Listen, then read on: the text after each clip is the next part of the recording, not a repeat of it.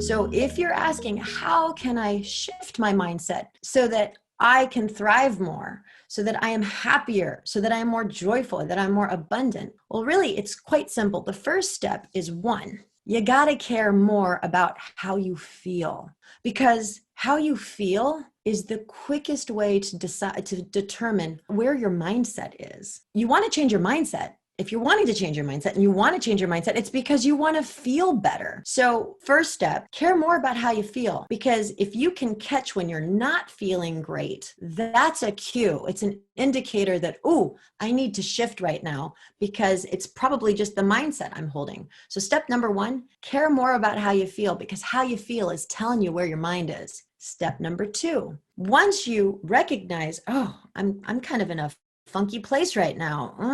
It's because of my mindset. Then you have to ask, well, what is it that I want to feel? Well, I want to feel joyful. I want to feel happy. And so the second step is you have to decide, well, what do I want to feel right now? I don't want to feel dejected. I don't want to feel rejected. I don't want to feel demotivated or not valued. Okay, I want to feel respected. Great. So the moment you identify what you want to feel, that's the second step. Okay, so now I know where I'm going to head. And then the third step is to shift your mindset fully. That's when you have to create a whole new narrative around who you are, what you're up to, pointing in the direction of that desired feeling state. Because the only reason you're not feeling great due to that mindset you were holding is because of the stories you're telling about what's going on. So if you can say, hey, you know what, I want to feel respected. So then you start telling new stories, new narratives about, oh, well, you know what? I have this sort of experience going on in my life, and I have this person that reflects back my value. And the moment you can shift the narratives relative to what you want to be feeling, that's when your mindset shifts.